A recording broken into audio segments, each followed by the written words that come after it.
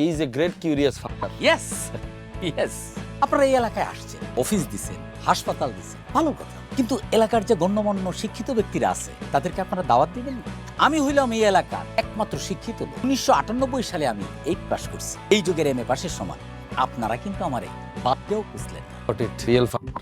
Yes. এখন আমরা আপনার জন্য কি করতে পারি? আমি আমার কিডনিটা বেচে দিতে চাই, কিন্তু শুধুমাত্র টাকার লাগে না।